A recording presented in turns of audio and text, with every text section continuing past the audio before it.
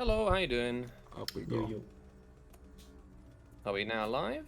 We are indeed. I'll turn down music a little bit so we can hear ourselves. Turn off that thing. And here we are.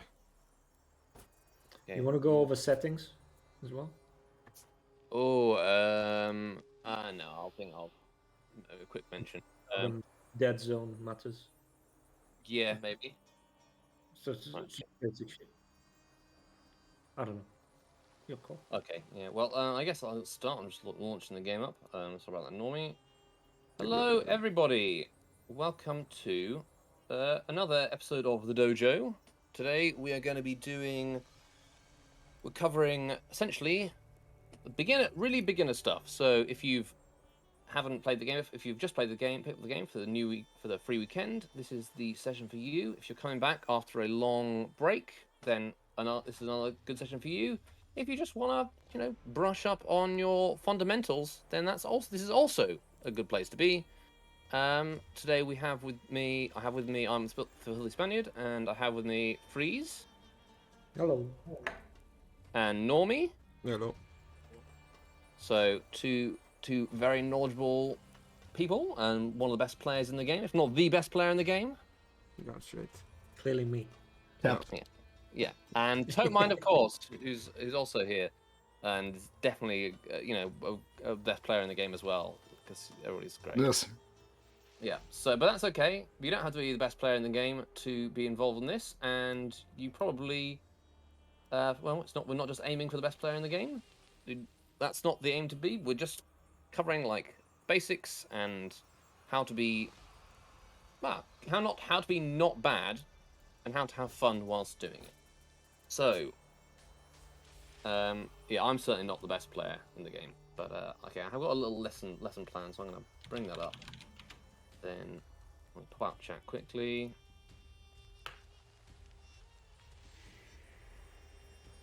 So I can have these multiple things open at the same time because I am a consummate professional and know exactly what it is that I'm doing. All right.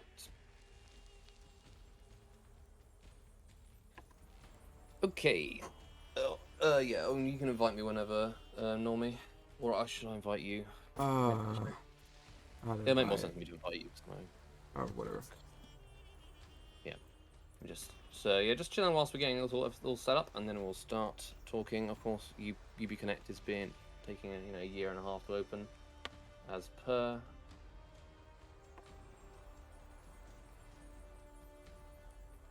Invite to game.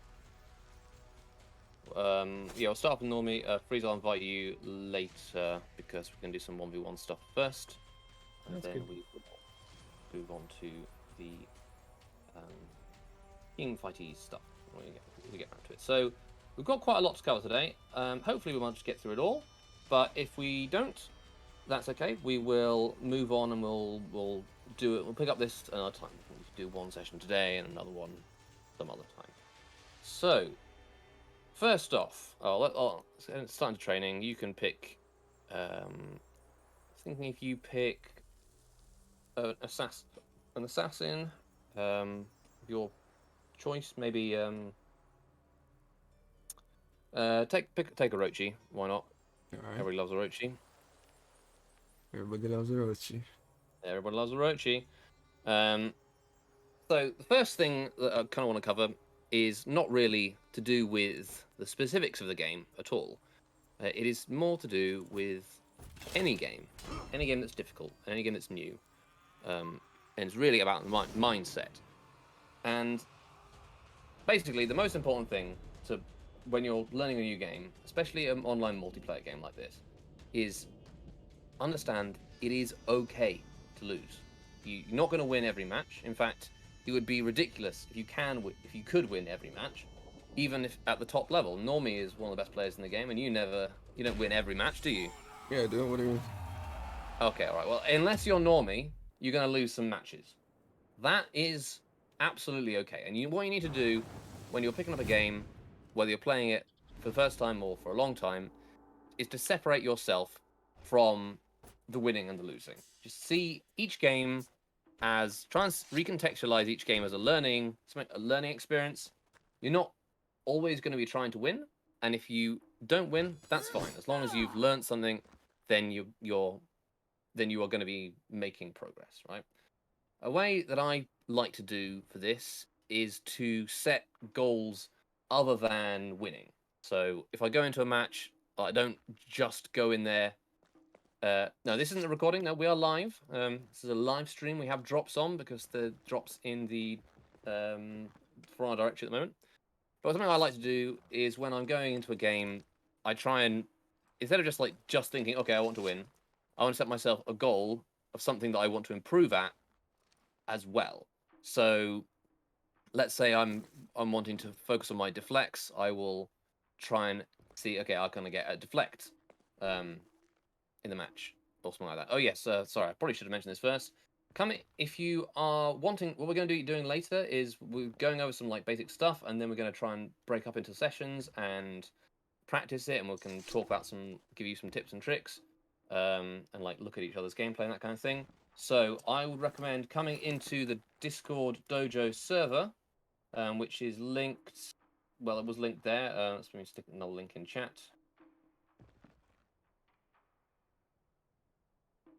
Yep, and then jump into the Dojo chat channel. There's some coaches in there who can answer your questions, and then you can also, when we'll jump into some matches and stuff and do some of that kind of stuff. So, what was I saying? Oh, yes. I like to, something that can sort of lessen the blow of losing, as it were, is if you try and set yourself goals for the match that are in addition to wanting to win. Because obviously you should play and you would want to win, but it's good. It's a good way to think about to sort of to avoid the emotional blow of losing a match, is if you felt that you've made progress towards another goal. So, like learning to do better deflects, or I try to stall a point, or I try to make good tactical plays, that kind of thing. These are all tools you can use to keep a good mindset and make sure you don't get sad and angry when you're playing a game, because obviously getting sad and angry is not what anybody wants, and it's not a good way to have fun either. Would you say that's a good idea, Freeze? Have you got any things that you try to do to keep yourself a good mentality when you're playing? I mean, it's gonna happen that you get mad, right?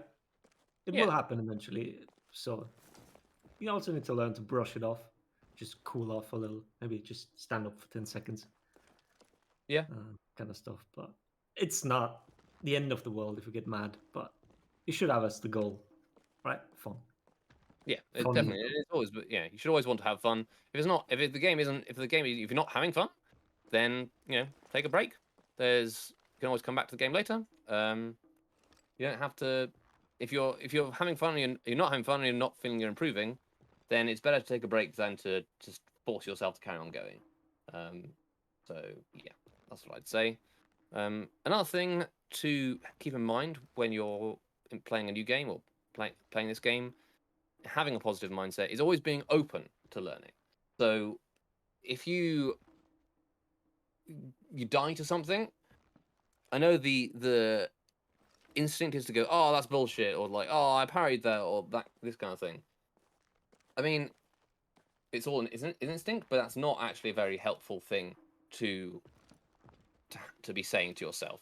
So try and think, instead of like, oh, this is unfair, what could I have done better here? If you find a character that's doing something that you don't understand and is messing you up that way, it's best to, instead of like complaining about it, go in search for learning tools to try and help you improve against it. So, yeah, so there are a bunch of learning tools for the community, not just this one, but all over the place, and we will be talking about some of those at the very end. We'll put some links to them. There's a channel in the dojo in the server which is like learning resources, and that has a link to a bunch of them. In particular, I obviously am going to plug the Info Hub, which is a spreadsheet that I maintain and has all of the moves in the game and all of the damage values in the game and that kind of thing, all the punishes you can do, and a bunch of links to other resources. And it's not just a spreadsheet. we are working on a new website, which will be up very, very soon, TM. So keep an eye out for that. That is I think it's a great resource, but then I would do because I make it. Other than that, we've got Freeze. Freeze here has a YouTube channel, which is I would say if you're interested in playing the game and getting better at the game, is mandatory to watch and subscribe to because he does loads of educational content and is a really good, probably I think the premier source of educational content on YouTube. And then you've got streamers like Normie and Clutchmeister and Anton potentially, and Topemind, of course, who are very top players, and it's always useful to watch them to pick up tips and that kind of thing. And they often are open to questions in chat and stuff. How many questions would you say you answer every stream session, Normie? I can't breathe because of them. He's constantly answering questions. Sorry, I'm taking a sip of my drink, so that's why I asked you. Yes. There's many very questions, many people of all skill levels who come in and ask stuff, and yeah, it's always good to help. and yeah, don't be afraid to ask questions, even if they're dumb questions. Like, yeah, there's no such thing as a dumb question, and B, if somebody says it's a dumb question, then that's no biggie. Just having a bit of laugh. So there's loads of places to improve, and yeah. Right, having said that, let's get on to the basics. I don't know how many of you watching this will be your first time playing For Honor. We're going to aim this session as it is your first time. So we're going to cover really from the very beginning. And first we're going to talk about what moves you've got. So you're playing For Honor, you've loaded up, you're playing your new character. You like the look of this nimble samurai here. As you can see, you've locked. So the first thing you do is you lock on to your opponent, which you press Control normally on PC or left trigger. I personally change my settings to have toggle lock, so I don't have to hold the lock on thing all the time. And I think most players use toggle lock. At least on PC they definitely do, and on console you get hand cramp if you're holding the trigger the entire time. So I just set it to lock on or one of the face buttons. So, as you can see, the central thing about For Honor is you have 3 guard directions. You can move your guard top, left, and right. And when you can see the white thing there, that means you're blocking in that direction. Most characters have the guard stay there the entire time. Orochi, which is the character Normie is playing, is an assassin, and their guard decays after a while. It's called reflex guard. So, that's basically how most things work in For Honor. All your attacks, or almost all your attacks, will be in one of these 3 guards, and if you hold block in a certain direction, you're going to be able to stop an attack coming in that direction. Right. And this is the basics of the game. 3 guard directions. What are the attacks you can do in those guard directions? Well, my controller is connected because my game is great. So, the first ones are light attacks. Normally, he's going to throw me a light attack on the top guard. Oh, you have to be... There we go. As you can see, most light attacks will bounce off a regular block, and they cannot be... Yeah, sorry, I'm just changing my settings. Oh my god. There we go. They'll bounce off a regular block, and you cannot carry on chaining afterwards. You also have heavy attacks, which are slower, and you can carry on chaining afterwards. As you can see. Another property of heavy attacks is what Normie demonstrated just then, is you can feint them. You can stop a heavy attack in the middle of it by pressing the feint button, which on I think it's E on PC by default, and on controllers by default, like the B, I think. So that allows on you the PlayStation. Pardon?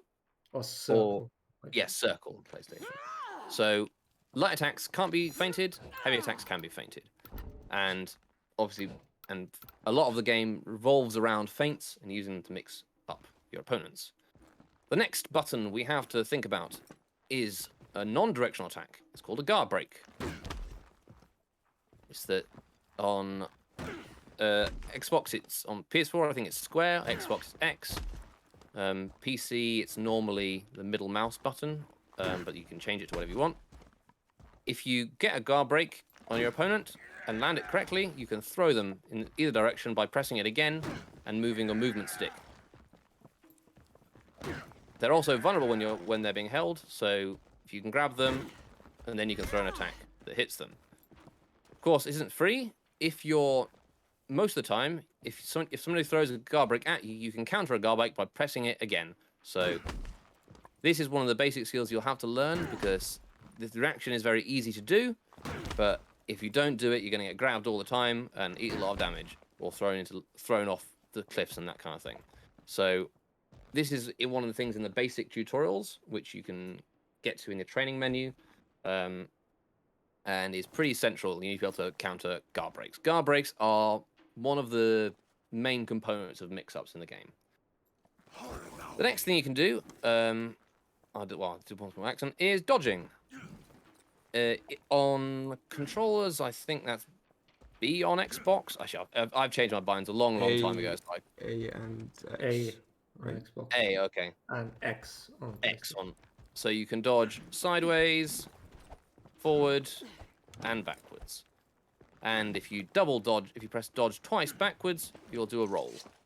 Same if you unlock when you're in the middle of a dodge, you will also do a roll.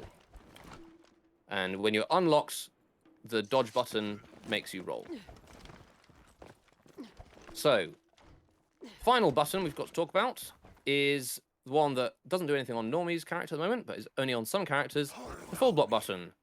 On controllers, that means you pull your left stick to the bottom, and on PC, I think it's the C button by default. Your right stick.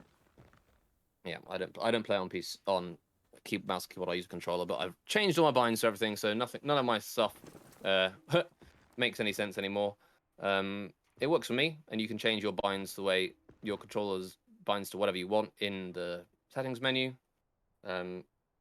So yeah, full block button. For some characters, it puts you into a full block like my one currently is, where I'm blocking in all directions. Other ones, it makes you do a special stance that has dodge properties. Other ones, I think that's basically the only two different things you use full block for, at least at the moment. So, last few bits of the super basic stuff. Your health. As you can see above your character and above your opponent, there is a blue or orange line bar. That is your health. Once that goes to 0, you are dead. Pretty straightforward. As the Doom loading screen says, to avoid dying, stop your health going to 0. Yeah, profound. The little green bar underneath it is your stamina. That is basically how much you can attack. And if you run out of stamina by throwing loads of attacks without stopping, your screen will go grey, your bar will flash, and you can no longer feint your attacks, and your attacks will be much, much slower. And when you throw your attacks, you'll get parried, and you fall over. Oh, God gamer. Another thing, if you are out of stamina, and you're thrown, you will also fall over as well. So the out of stamina state is pretty dangerous. You don't want to be in it. A recent patch has just made it so that if you are thrown on the floor and then when you wake up, your stamina will come back. You won't see it with this training mode setting to have no stamina on. But see, when Normie gets up, he has full stamina again. So you want to avoid throwing attacks too much to put yourself out of stamina. That's a really bad thing to do. And you want to avoid attacks on the opponent that also damage your stamina. Sorry, I'm just going to drink some tea now.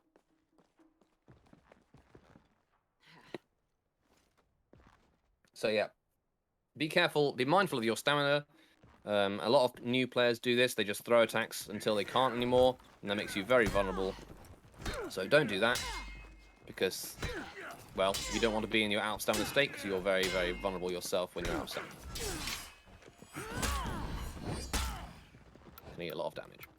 Okay, so what is it you saw? We're going to talk now about defending yourself, the very basics of this. First thing, of course, is blocking. So we saw that earlier. Block and attack. If your attack can carry on chaining, it does chip damage. You can see your health goes down a little bit. it's one that doesn't allow you to chain, you won't do any chip damage. So you can see my health bar is not going down, and if normally throws a heavy attack that you can carry on chaining, I will take a little bit of my health on regular. You can see I'll take a little bit of damage when you block attacks when they can carry on chaining. But what you want to do if you don't want to take any chip damage is you have to parry an attack, which parrying is done by pressing heavy in the direction of the opponent's attack as it's coming in at the very last second. It's just about 200 milliseconds or 300 milliseconds before the attack hits you. There is a white flash on the attack indicator that shows you when when an incoming attack can be parried. You'll probably not be able to react to that. It's just there to help you learn the parry timings, and you can parry by pressing heavy in the direction of the incoming attack. So if you see an attack that's coming in and it's not the right one, well, you're gonna let a heavy go instead. The next thing you can do to defend yourself, other than parrying, is dodging. So normally you can dodge out the way of my heavies as well, and then you won't get hit by them. It's pretty straightforward. You also don't take any damage if you dodge something. There are, however, some attacks which are undodgeable. And if you see an attack with a blue line, you will not be able to dodge it. Dodging also, of course, is a timed thing, and you have to time it correctly. If you dodge at the wrong time, you might get hit by another attack. So I think, for example, if you try and dodge if you dodge my light opener, you can get hit by the second one. Or maybe you can block that one. I can't remember. So dodging isn't the answer to everything, but is pretty important. Last thing is that each character has a tendency to have specialized defensive moves which are unique to each character. So we'll start off with something called crushing counters or superior blocks. If normally throws me a top light, I press light attack into his top heavy rather, not light. I can press light attack into it, and I will block it and also do damage back. If normally feints his top heavy, you'll see that I'm throwing out a light attack, so that can also be parried as well.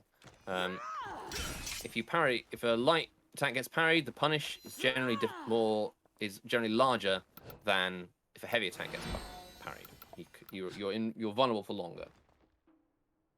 Other specialized attacking defensive tools. This character has another one. This full block here we mentioned earlier. If Normie throws an attack into my full block, it's going to bounce, and I can do a punish. Oh. Blocking attacks in full block can often put you out of stamina, can cost stamina, so you've got to be careful when you go into full block to make sure you have enough stamina to block the attack and perform your punish afterwards. The final defensive tool, which is something that I don't have, is something assassins have, like Normie's character, is a deflect. You perform a deflect by dodging in the direction of an incoming attack. If you have reflex guard. Some characters with static guard have similar things to deflects, which aren't quite deflects, but they work the same way. It's like having superior block on dodge, they're called. But the window for side deflects is quite tricky to hit. Normally he's a pro gamer, so he's not going to miss it very often. But on top ones, it's a lot easier to hit. Something that I mentioned about undodgeable attacks, well, you can't dodge them, you can still deflect them. So that's something to keep in mind. In fact, actually, undodgeable attacks are easier to deflect than dodgeable attacks for reasons. Okay. Right. Now we've talked about the super basics stuff. What your attacks you have. Let's talk about attacking and defending yourself. First one is going to be light attacks. So, when most players start a game, this light attacks are probably the thing they will use the most because they are relatively fast. Most players, when they first start the game, will have to learn how to block them. And a lot of players, if you're like me even, and you're a bit slow or you're playing on old consoles, you're going to struggle blocking these even when you've been playing for many, many hours. So light attacks are fairly effective because Normie can throw light attacks at me and I will probably fail at blocking them repeatedly. I can try. Oh, what pro I am today. Anyway, it's okay if you can't block lights. Most players, especially to start off with, can't block lights. So what can you do if you can't block lights? Well, people often complain about light spam, which is where your opponent just throws lights over and over at you. There are tools you can use to avoid that. Well, first off, you can learn to block and parry them. If you can't do that on reaction, it's okay. You can also do them on prediction. So if Normie throws a top attack, Normie is light attacking me with a particular pattern, eventually I can pick up on that pattern. And I can parry on prediction that he's going to do that side light. Of course, Normie can pick up on that pattern and mix it up, do something different. And I'll have to pick up the pattern again. But you don't have to react to parry. You can just press the button, hope that it's in the right direction, and you'll be right. If you predicted a light, you'll be right 1 out of 3 times. And the damage you get from a light attack, parrying a light is much more than the damage you get from landing a light. So even if you struggle with blocking them on reaction, sometimes it's worth parrying them, just because you're going to get a lot more damage. I kind of ought to demonstrate that now, but you saw it. I landed a big side heavy on Normie. It does a lot of damage. His light attacks do about a third of that, slightly less than a third of that, or slightly more depending on the attack. That's a good thing to do. But let's say you don't want to, you predict your opponent's going to do a light attack, but you don't know which direction they're going to do it in. Well, you have other tools. You can dodge out of light attack chains. So if Normie hits me with one light, I can dodge the second one. And this is true for every single light attack in the game. If you get hit by one, you can dodge the second one.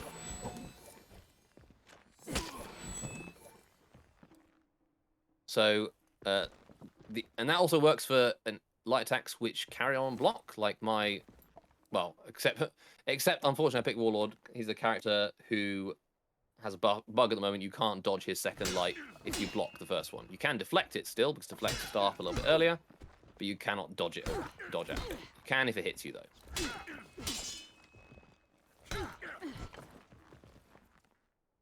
Okay, so light spam, what are your tools so far? You've got blocking them on prediction, parrying them on prediction, dodging out of them. Well, what happens if you don't manage to do any of those things and you get hit by an opponent's entire light chain? You still have one other defensive, or rather counter-attacking option. So let's say Normie is unable to block my light attacks. He gets hit by the whole chain. If afterwards, if I'm going to carry on pressing light attack and he presses light attack as well, his light attack is going to land before mine.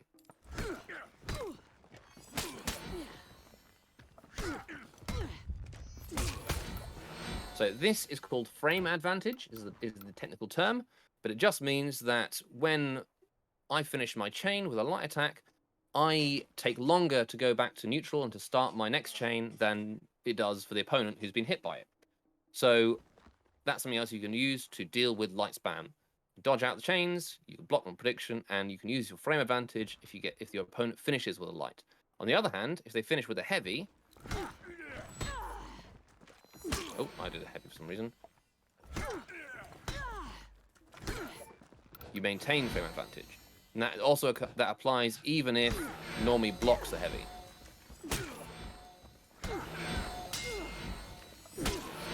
Oh, okay. No, I'm just being slow needed then. There we go. If you're eating Ogs, you're trying to dodge, that could be, well, it could probably you're not dodging on prediction. It's lights, most lights are too fast for you to be able to dodge on reaction to them coming out. You have to do it if you think your opponent's going to throw a light. Obviously, they don't always have to throw a light. Sometimes they can throw a light and then go into heavy, and if you dodge on prediction, you might get hit by that heavy.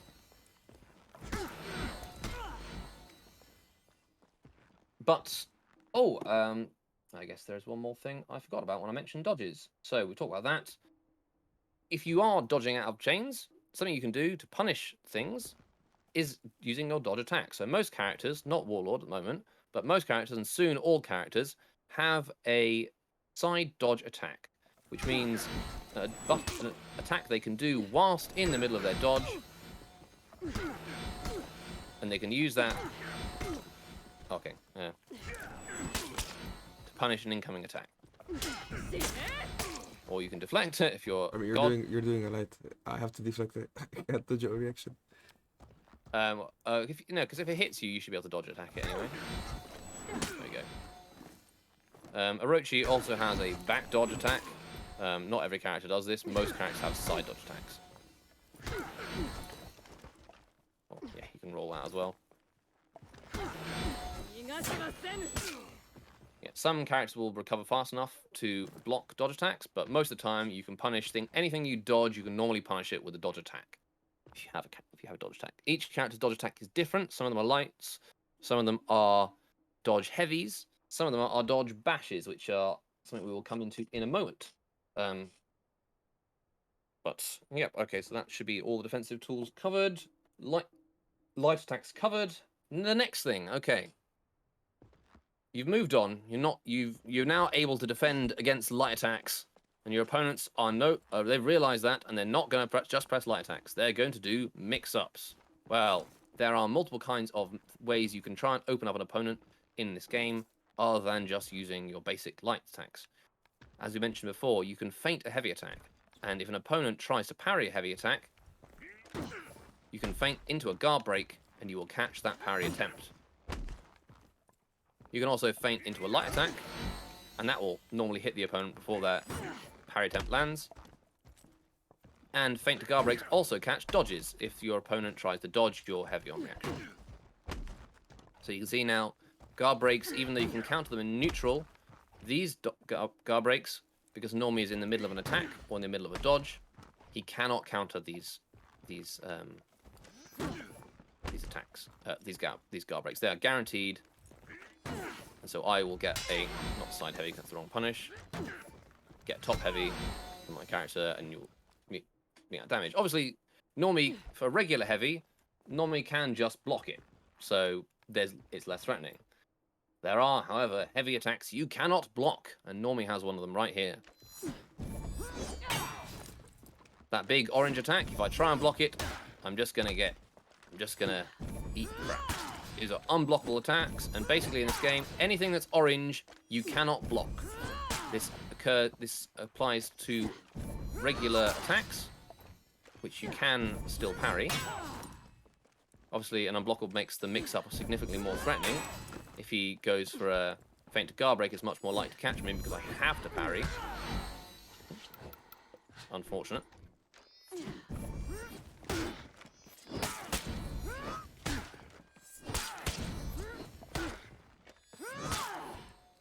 But there are also attacks which are unblockable, which cannot be parried. These are what we call bashes. Most of them are things you do from a dodge or in chain. Things like headbutt. Normally he's got a kick that he can do, or a dodge kick. And they normally confirm damage afterwards. Some of them do a direct damage themselves. Those are fairly rare, but that is the kind of thing that you want to... sorry, lost my train of thought. Just drinking some tea.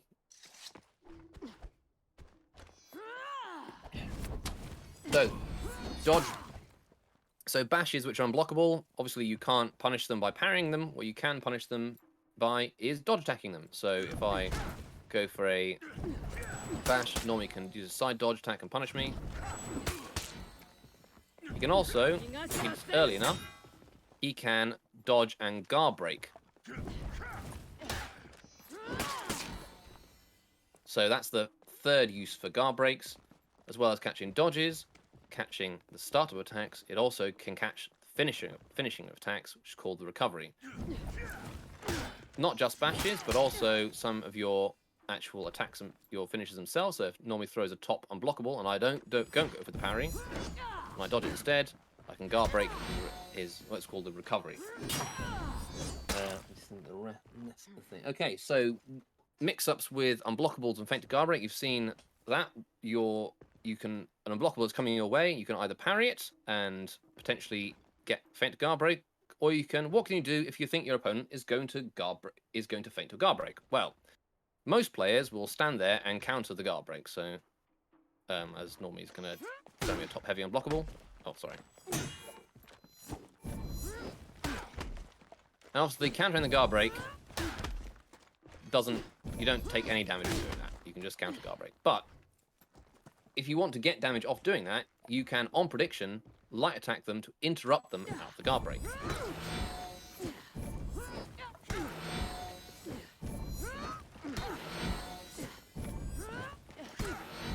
Light attacks, unlike heavy attacks, have lower feint recovery, have lower startup recovery, so they are going to interrupt most guard breaks. Compared to heavies, which will be hit by it. Some characters have different attacks which have what's the word I'm looking for here? They have lower guard break vulnerability to startup as well, but they do more damage than lights and are less punishable than lights. So if Normie tries it again, feint a guard break on me, I can hit him with that one, which does a lot more damage, but obviously is really slow, so if he feints and interrupts feints, he can parry it quite easily. Something else you saw there was Normie's attack. We talked about interrupting guard breaks. You can interrupt most attacks your opponent throws unless you are in kind of hit stun or block stun. So Normie can throw his unblockable top heavy after a blocked heavy. And if I try and interrupt it... Oh.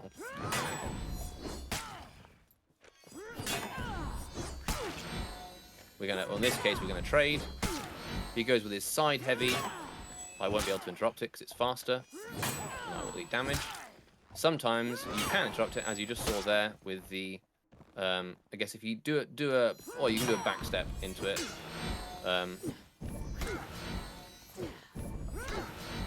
So interrupting your opponent is a valid defensive tool as well. Remember, you can be punished by that by your opponent feinting to parry, or by feinting to dodge attack.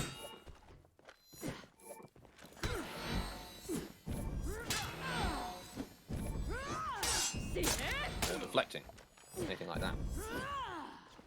So, what attacks can't you interrupt? Well, obviously fast attacks are harder to interrupt. Some attacks have a property called Hyperarmor, which you saw on my that white glow when I'm jumping forward. Normie cannot interrupt this attack because it has Hyperarmor. And it's always going to be, even if Normie hits me first, I'm going to go carry on through it. This is called Undodgeable Stance, and it's for Hyperarmor, and it's a white glow. Some characters have it on some moves. Warlord, for example, has it on his heavy openers and heavy finishers, and his forward dodge attack. But if you see an opponent glowing white, you will not be able to interrupt them. So make sure you don't go for that kind of thing to do. Don't go for interrupts if your opponent has these kind of attacks. What other mix-ups are there? Because we've not just got the unblockable mix-ups. We have, well, For Honor has multiple kinds of mix-ups. So we've seen the unblockable attacks. We've also got unblockable bashes, which normally come from forward dodges. So this is, if you see your opponent dodging forward to you, they're likely to be prepped to do a bash. You're going to have to either react to the bash, or more likely you'll see them dodging and you'll side dodge in anticipation. However, they can catch that by dodging and then doing a guard break or different timings of dodges. So if I guess normally goes early and then I can do a late. We had, but you can't. Oh, okay. It's too bad. Yeah. Well, it depends on the. I can do it. Oh yeah. Okay. Well, you're dodging at the same time. Yeah. Okay. Well, I'm not very good at seeing the beginning of your dodge, but wow, I'm just amazing. There we go. So mixing up with a dodge into a bash is another classic mix-up that a lot of characters have. They either dodge or dodge, bash, dodge, feint, dodge into guard break, or if you do a dodge attack, so obviously you can punish bash with dodge attacks. If they dodge, they can also bait the dodge attack and parry it, which can be quite big damage. So that's one kind of mix-up. Another kind of mix-up we have is something people call the blue and orange mix-up, which is basically a mix-up between a bash and undodgeable attack, which we covered earlier, like my zone attack here.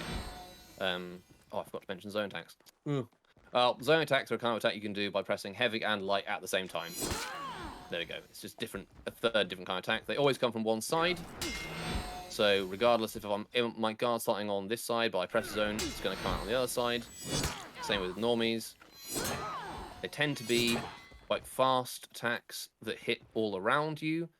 You can't feint them most of the time, and they're used for hitting people around you in team fights or for hitting minions, but we'll get to that in the future. But as you can see, going back to my original point, undodgeables, the blue attack, little ghosts, often you can mix them up with a bash. So Normie has one of these mix-ups himself. He can forward dodge into a kick, which I can obviously dodge. Or he can forward dodge into Storm Rush, which is an undodgeable attack, which will catch my dodge.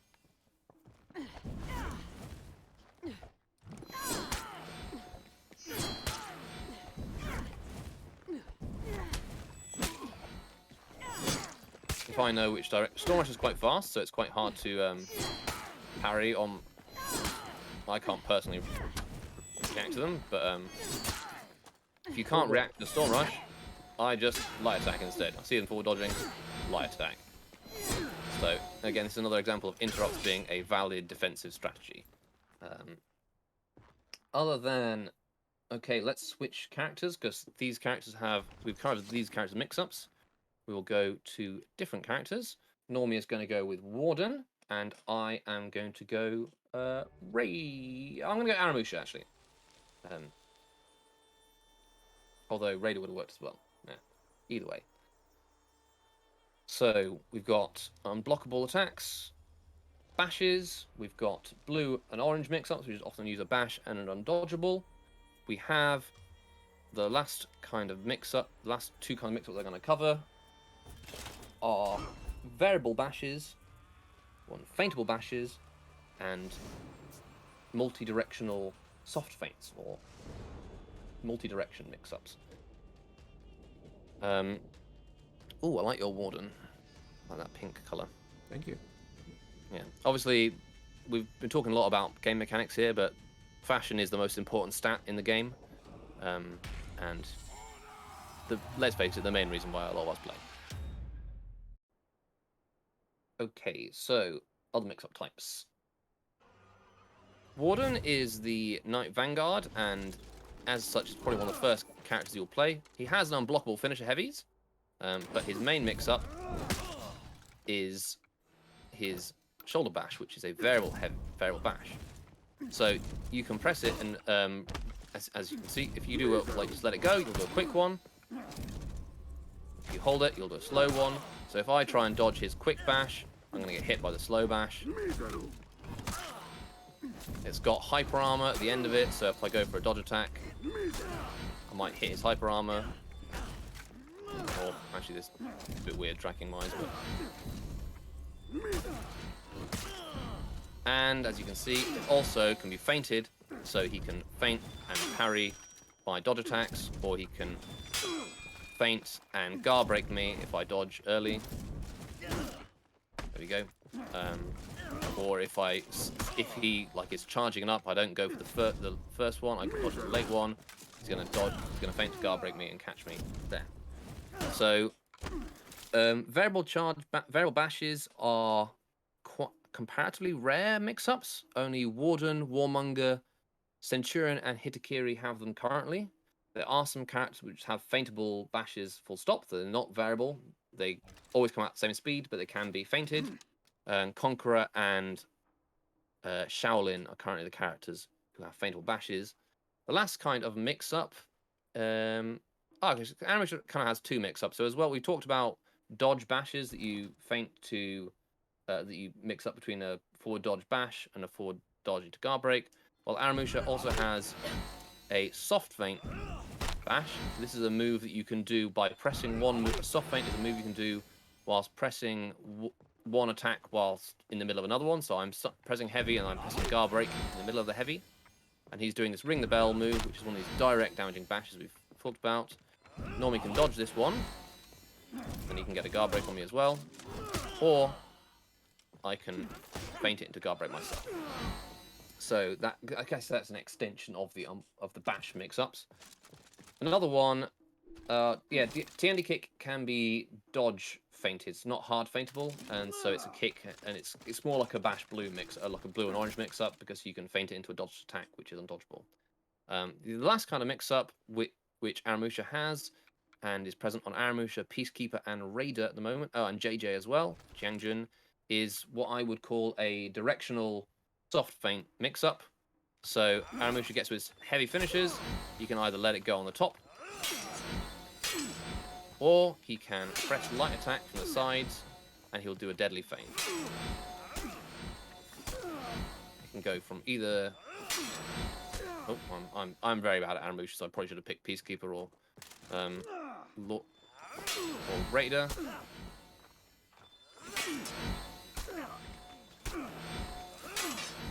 There we go. So those are basically the main mix-ups. There is one other kind of mix-up that every character has. That is it's not one of these like designed mix-ups in the same way, but it is it's still a one that works. We talked about parrying on prediction light attacks. So if I go top light and then I side light, Normie is going to parry my side light on prediction. But if I do a heavy, that's going to hit his. He's not going to parry at the same timing. And that mix up there of a light to a heavy is called, in the community, it's called a Muli. It's named after a streamer called Malicious. Is it called Malicious? Malicious? Yes, malicious. Yeah. Malicious. And basically it's mixing up between a light or a heavy, and it only works if the opponent is going to parry that attack. If they don't parry it, they block it, and there's no mix-up. So it works with Unblockables. If you have an unblockable light, which Janhu does, but most of the times it's one of these ones that is a sort of very, very basic mix-up. It's not super effective because you can just block, and yeah, that's it for mix-ups. All right, I'm gonna scroll down on my list of things to do. My gaming full screen because it's stuttering. No worries. Okay, so well, there's one more mix-up which I'm not sure I can be bothered to cover. It's traps. It's Nusha's mix-up. It's only on that character. Nusha is probably the least picked character in the game, so don't worry about it. I would say, or go into the training mode to test Nusha for yourself if you ever run into the character, which is fairly unlikely. All right.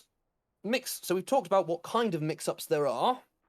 How do you know what your opponent is going to do? Well, most mix-ups, you can't just react to what the opponent's doing. You have to make a prediction, or what is known in the game as making a read on your opponent. So that is essentially, yes, making a prediction and acting accordingly. How do you make predictions on your opponents? You've never met them before. What are you going to do? Well, no, it's called Muli, spelled M-U-L-I. So, making predictions or reading. How do you get good at making predictions or reading? Well, this is probably the most difficult part of the game, and it's something that we all learn as we go along. And it's also what I consider, and what most players consider, the most fun part of the game, because it's about getting inside your opponent's head and knowing what they're going to do before they do it. So, if Normie is trying to mix me up with his full block with his shoulder bash, well, he knows that he knows that I know what the mix-up is. He knows that I have to dodge it on one time or another. So what he's going to do, probably to start off with, is trying to acquire some information about what his opponent is going to do. So he's going to start his mix when he's going to feint. He's not going to commit to anything. He's going to see what I do. Do I dodge on beginning timing, or do I wait until the late timing and dodge a late one? And here he can see that I've not been dodging initially until it's later. So then when he he's going to use that information and start letting his uncharged one go, and then he's going to wait for me to dodge the fully charged one. Essentially, you need to bait your opponent's responses in order to understand the patterns they're gonna follow, and then you need to make a prediction or act accordingly on that pattern. A big part of this is knowing what your opponent knows and knowing what they can do when you're defensively, knowing what they can do. If I run into a new player who doesn't know that Aramusha can do this, I'm just going to do this over and over again until they start dodging. Oh, he's going to parry my dodge attack. Okay, now he starts dodging. Now I'm going to feint the guard break and catch it. So something that's super helpful when you're learning this game is there's 31 characters at the moment. That's quite a big burden for you to learn, but it can be a good idea to go, like what I recommend for most players, if you start playing and you like the game, pick a character that you enjoy. You try out a few in the training arena, and then pick a character you enjoy, play that for a bit.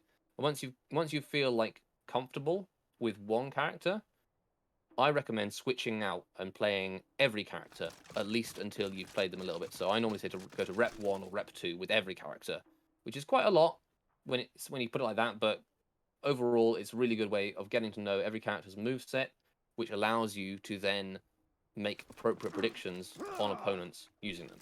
So especially if you have a character that you really struggle against when you're playing in matches, playing your main character, play that character for a little bit, and that will really help with your reads, in my opinion. Okay, so that is everything I wanted to talk about with the basics of 1v1s. Let's see how many people we have in chat, and if you want to break up into some 1v1s, and we can talk about that. How many do we have? All right, so going down, I would recommend scrolling down and go into the team voice chats or the 1s and 2s voice chats and just go into some duels, and we will join you and we'll hop in and give some little tips and tricks. Yeah. Well, that's the plan anyway. We'll see if actually there's enough of us available to do that. You got any things to add to what I've been talking for quite a long time? You've got any things to add to what I've been saying, Normie or Freeze? We're Not good. really. We're good. We're Let's good. give them a break. Let them play the game. Yeah, you've been listening to a long time, so Yeah. go play the game. Yeah. I If you would. haven't already, hang on. I'll do the Discord command again. Just join there. Scroll down, and you can join one of the voice channels, and then we get you guys sorted. Because they already started in one, I think. Rippy already has one team. I don't know. Split spectating. What is he doing? Oh yeah, that's a good idea. We can spectate Rippy and see what they're up to. Yeah. We can go over some of their 1v1-y type stuff.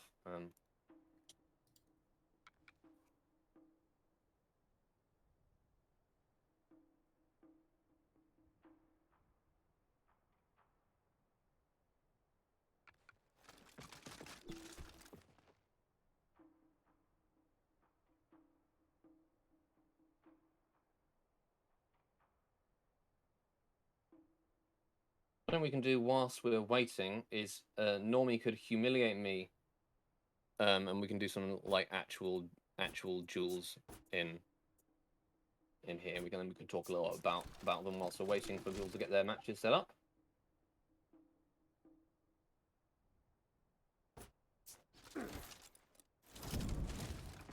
All right, let's me and Normie are going to do some little matches whilst some dueling whilst we're waiting for things to go, and we can talk a little about that whilst we're doing it. Make it a normal lobby. Yeah, I'm in control of the lobby, aren't I? Did I? Group. Oh, fucking...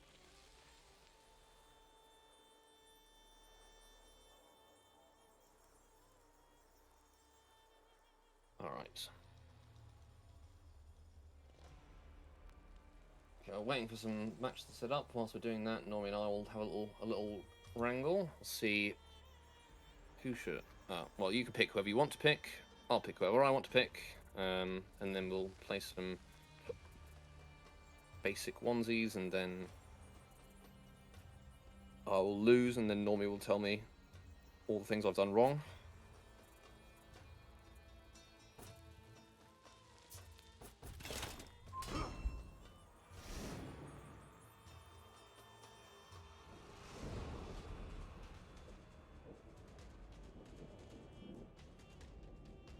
Oh, sweet! I could just watch the stream to see what characters Normie's picking and then counter pick. No, that's all right. I just picked a character who you make reads on.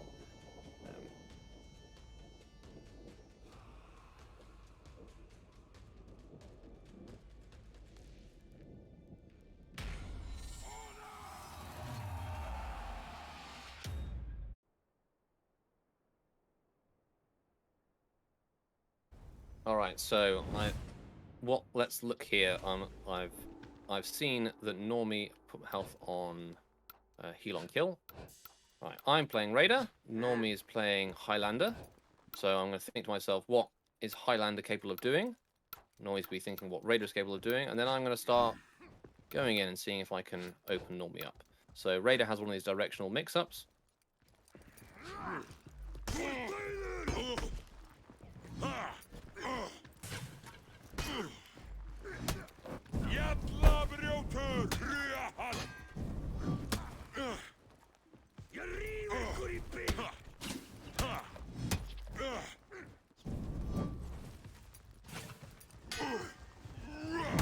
Oh lord, okay.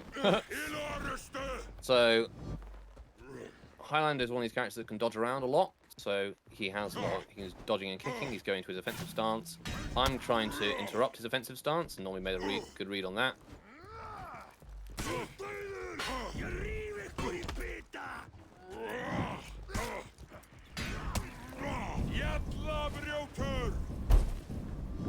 I'm just dodging around like a monkey.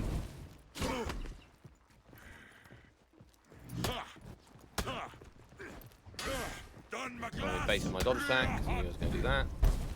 He did a feint mix up. He knew I was going to go for the dodge into guard break, so he beat me out there. See how all we're going some pings. We've got some matches being set up. You'll have to see me losing horribly at Normie. All right, Ahab and Red Hot Challenge. We've got some students who are playing, so we're going to spectate that. They'll be onesying. Let me just send a friend request.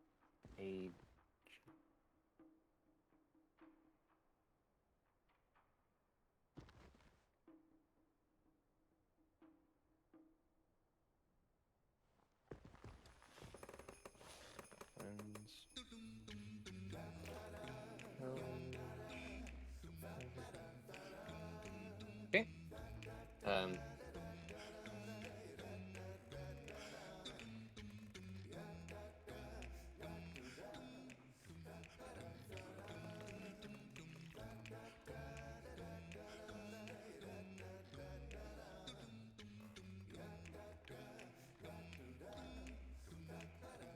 All right.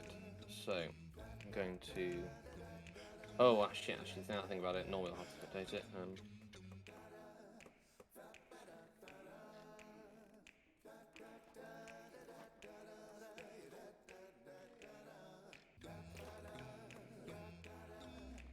Like, normally, if you can add one of these guys, we'll spectate their 1v1s, and then we can talk a little about that whilst we're doing it. I guess what we could do is go into the dojo. Oh, they're playing a team. They're playing some scrims. Okay, well, no worries. We'll do this for a little bit. I'll watch on your end if you've managed to.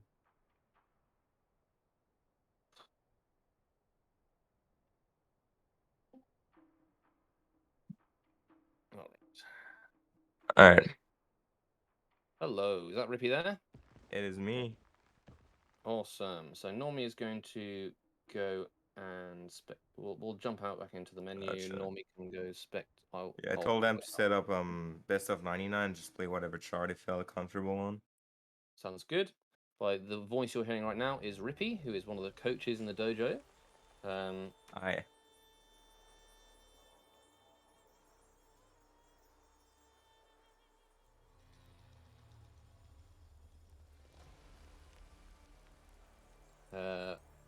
need to. And yeah, I told him to accept Normie's friend request. So If Normie do something to let me know if you have added them already. Should I just watch you on stream, shouldn't I? Yeah, I'm No, waiting for the eye. I need to leave the group so you can actually add them and spectate them.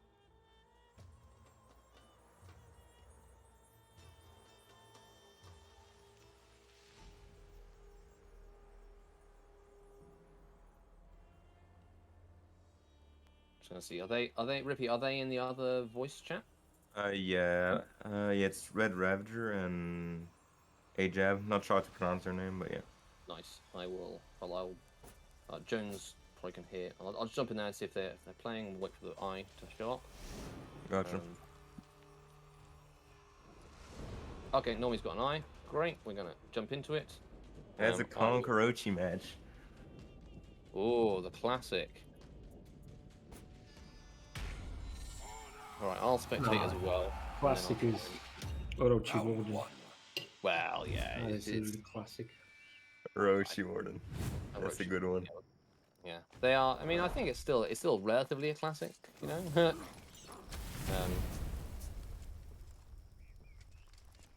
I like his red Orochi. It's very nice.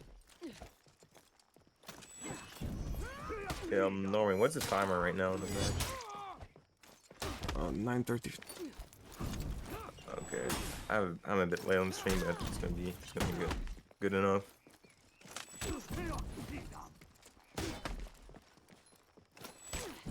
Right there, so we saw the first mix-up started going with the Unblockables. Conq has he bases out a dodge attack. Again, going for that dodge attack. Now we've seen that was nice. See there, he waited for the dodge attack. The Orochi didn't go for the dodge attack because he knew he'd already had one punished already. So we're seeing adaptation. Of course, these guys are clearly absolute beginners because one of them is at least rep 60 on Conqueror. I didn't look at the reputation of the Orochi. Again, we saw another feint for guard break.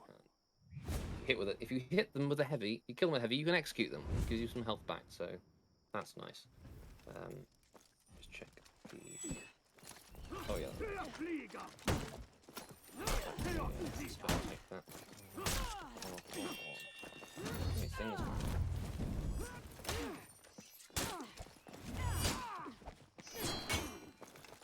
Big play.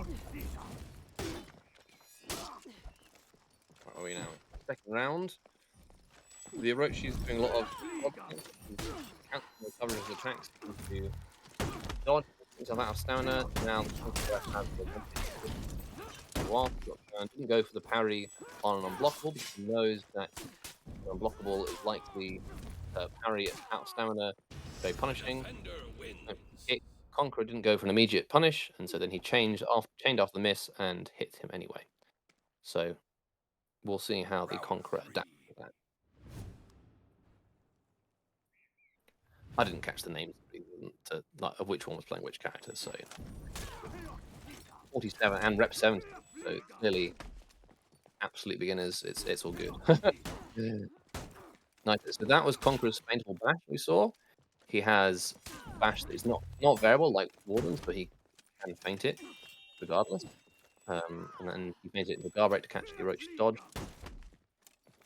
A lot of feinting into the full block. He's trying to bait Orochi to hit into the full block, punish the full block, punish the full block. Unblockable. Nice. That was a prediction guard break on Conqueror's forward dodge bash. Forward dodge, you're also guard break vulnerable, and if the Conqueror didn't let go of a bash, he got punished by a guard break instead. My commentating is not great. I have been talking for quite a long time, so it's all good. Anything, Riffy, you want to say for these guys? Well, I was about to say, you can hear me, right? Just making sure. Oh, I can hear you, yeah. Oh, and okay, I can hear you. Oh, the stream can hear you as well. Yeah, it's just because my PC was struggling a bit. 2 seconds before that, but yeah, I was about to say the Conq's doing a good job using his bash and his unblockable to pressure the Orochi, putting him into a mix-up. Always keeping the offensive with his character.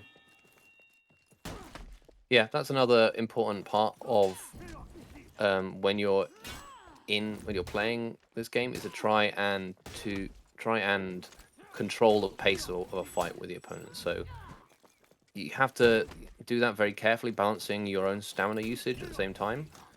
But you can see the Conqueror here is constantly putting pressure on the Orochi, not giving the Orochi time to get into his offense, and that is proving. And like you said, control of the fight. This is something everybody will feel really early. Like you're gonna have opponents where you absolutely feel in charge. Then all of a sudden you fight somebody and like, what's even happening? I have no clue. And clearly the other person is in charge. And Yeah. this is a feeling you get really early. It's I don't even need to explain it because everybody's gonna experience it like really early. Yeah. Yeah, the more you're gonna learn to understand how your char plays, the more you're gonna be able to really do what you're supposed to do with that character and like control the pace the fight's going. Just Yeah, trying the to say Orochi that here- it's normal. Everybody experiencing it. As an Sometimes you are in example, charge. the Orochi right now is trying to use his back dodge, but Conq is constantly dodging forward into him, making sure he's always in range for the shoulder bash. Shield bash. He's not letting the Orochi get out of range for the shield bash. See, the Orochi was too aggressive with and put himself out of stamina, and now he's going to have to play with the Conqueror. Well, when you are out of stamina, the Conqueror, you have control over your opponent has control of the pace of the fight, and then he did very well there to defend himself during his out of stamina stance and then gain Really control back. reckless. Reckless to parry an out. Yeah, well, it is Yeah. reckless to parry an out of stamina attack that's not an unblockable. But then a lot of the time people will be on purpose, won't be. They'll say, okay, he's never going to parry a regular blockable heavy, so they let them go. And if you make that read, then that you can often stop them their chain offense and you give yourself some time to recover your stamina. You have 4 seconds when you're out of stamina to get your stamina back. Yeah, I think that's a way to get into bad habits. When you think, oh, he's not going to expect that. And I think you're making these really, really stupid mistakes, but you get away with it because you tell yourself, oh, he's never going to expect it. I think that is a good way to trick yourself and not the opponent, in the long run at least. Fair enough. In the long run, that was Orochi. Then this was an example of not understanding your own moveset properly, because the Orochi has double lights off every attack, and he could have gone for, if he pressed the light attack, that would have killed the Conqueror, but he slightly misjudged how much health the Conqueror had left, thought that would kill him, and didn't go for the guaranteed light, and then had to panic. And you can see afterwards he panicked, expecting your opponent to be dead, and they weren't dead, and that obviously didn't work out for him that well.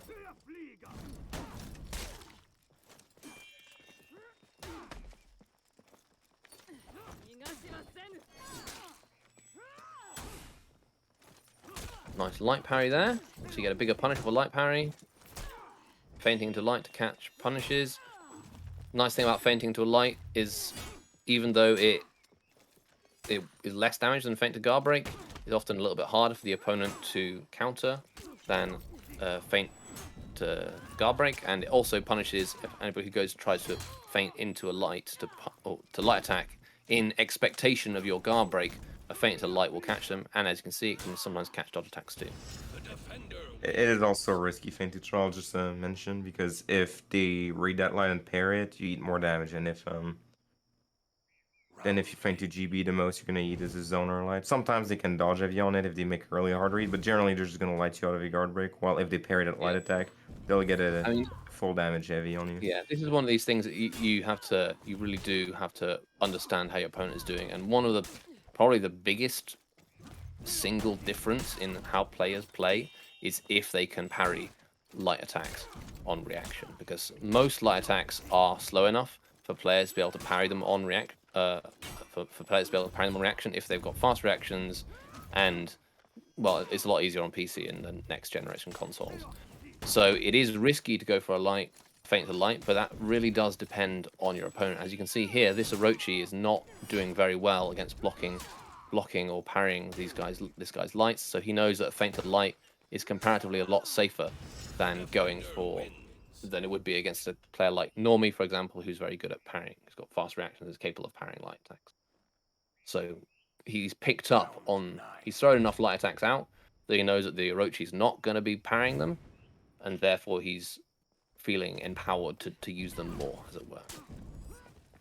All right, well, this is the deciding round, so we'll let one go with first to 5, and then we will go on to the next segment after this, see how it's going. We're seeing here the Orochi did the dodge counts. The Conqueror knew he was going to do that, went for a guard break. Oh, very dangerous, putting yourself out of stamina. The Orochi let the Unblockable fly because he didn't think the Conqueror was going to bite on that parry. Again, going with that feint of light now, the Orochi is expecting it and went and did block it but didn't parry it.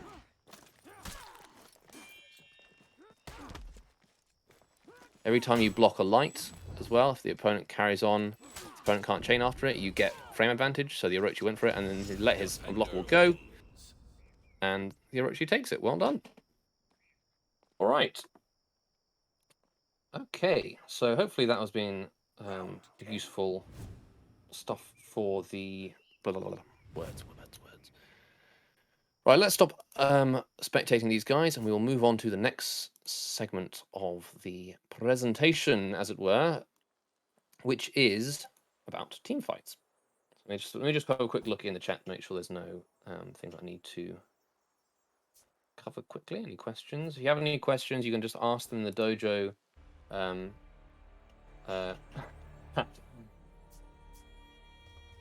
can ask them in the dojo voice chat, and I will try and cover them. We normally go for 2 hours, so we'll probably try and cover this stuff before. News the game, start learning. Is the game worth $5? Yes, it is. I have played this game for thousands and thousands of hours. If you were to, I think I paid 25 UK pounds sterling for it. So if in a price per unit time perspective, it's very, very worth it. As you can see, there's a lot of learning that goes into the game, and personally, I enjoy learning, and that is can give you a lot of value, and to spend all this time learning and mastering the game, or still being bad if you're like anything like me, but able to at least understand why you're bad. Right. Next segment, let me get open my things. I'm going to invite Normie and Freeze, and we will do some team fight stuff.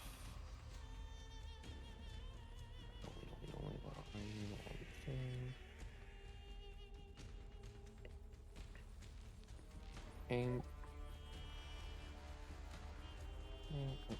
Where those pins coming from?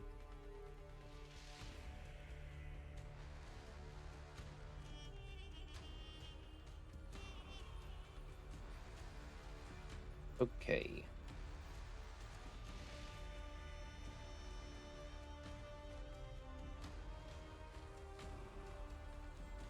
Yeah, so you're talking about struggling to react on consoles and old gen consoles.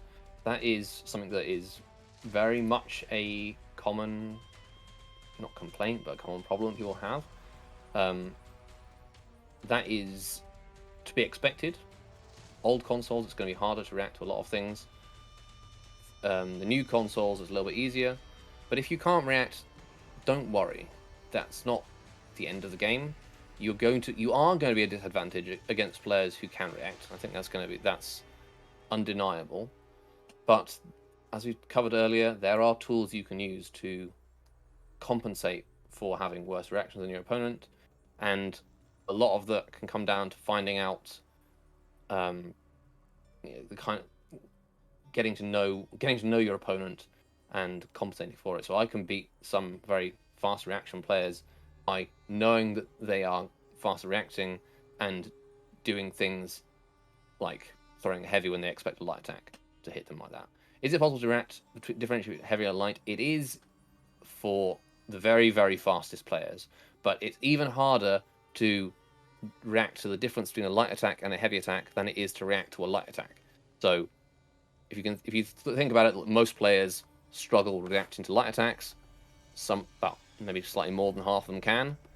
The ones that can react to the difference between a heavy and a light attack are very, very few and far between. So you are unlikely to meet players who can differentiate between a heavy attack and a light attack, at least when you're starting to play the game. Normie can, because as mentioned, he's an absolute he's a girl boss, or just a boss. I'm just blabbering now. It does indeed depend on the hero and the animation. The heroes with more distinctive light attacks and heavy attacks are going to be easier to distinguish them. So someone like Jormungandr, who his light attacks are pokes and his heavy attacks are swings, are easier to differentiate. I don't want to say if it's doable or not on next gen. Probably for some players, going to be harder than doing it on high refresh rate PCs. Did you get my invite, Normie and Freeze? I'll send it again. Okay, if it's not work, we'll see. If it's not working, then maybe Normie can invite me instead of the other way around.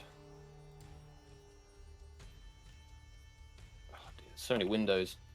I've got so great to upgrade or switch to PC. Well, the game is better on PC personally. You have more choices. All right, okay. You Normie invite me. My invites aren't going through. Best character for saying beginners, I would probably say Raider is probably the best character at the moment.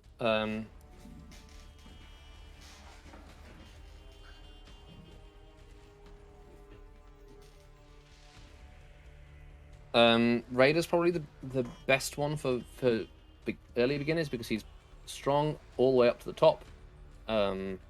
He's got all the tools you need, and he's good in team fights and 1v1s. So that was probably the character I would recommend. He's not too difficult to play either. Oh, okay. Normie's telling me that I'm failing at answering invites, which is true because my Uplay has not been working very well. And I don't have the overlay because my PC is really old and it just has really bad performance when I have the overlay on. Okay, alright. Sorry about that.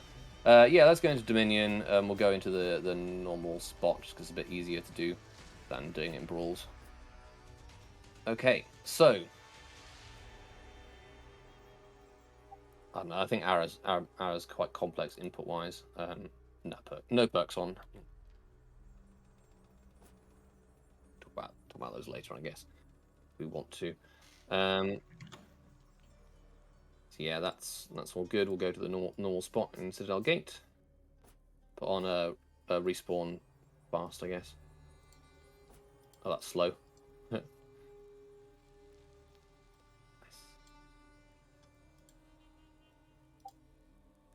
I wasn't going to bother with feats just now, but it's okay. You can have them for whatever.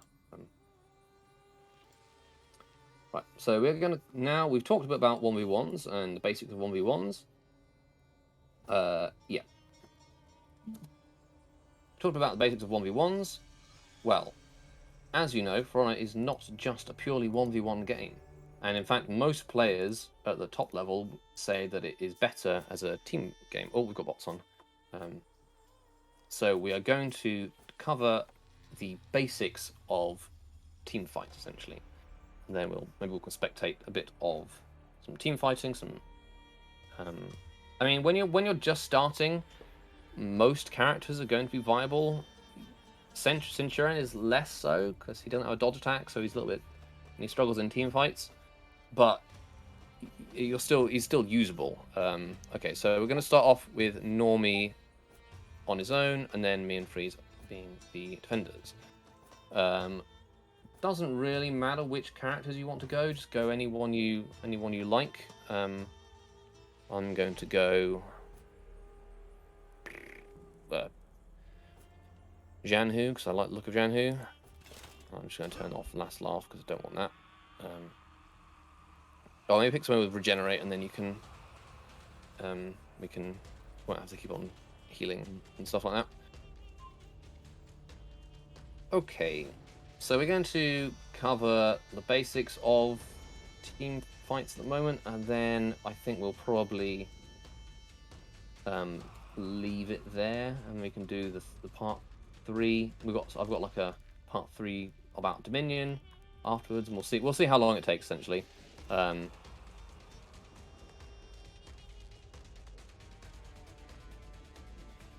To go through this next bit. Okay, so let me get back into the zone. Well, 1v1s are all very well and good, but the unique thing that For Honor has over other fighting games is that it is a team game, and you don't just fight one opponent. You fight.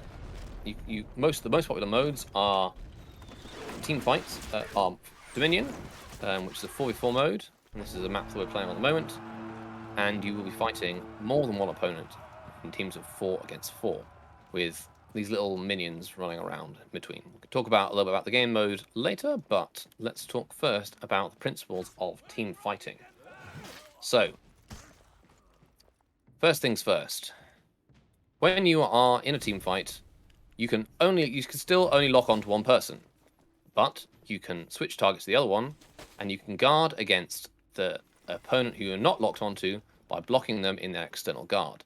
So Normie is locked onto me, as you can see, and doesn't matter which direction Freeze throws his attacks from in that side, he is going to be blocking them regardless, because his guard is on that side already.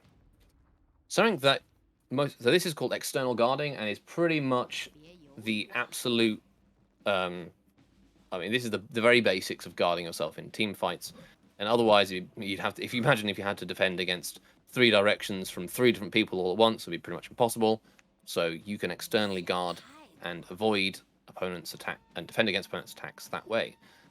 Something you can do, though, you don't just have to externally guard. So if Normie is throwing a big unblockable attack and Freeze is going to do his dodge attack, or Freeze's dodge attack is a storming attack, always comes from the top guard. So even if it's in the external guard, and let's say Freeze is dodging around the back of Normie to try and switch sides he's externally guarded against, Normie can always parry on the top guard, and that's always going to parry Freeze's top guard attack. So when you are defending against an opponent who's external to you, you don't have just one guard you can defend against. You actually, most of the time, have 2 guards. You have the guard they're standing on, that side, and also the guard the attack comes from.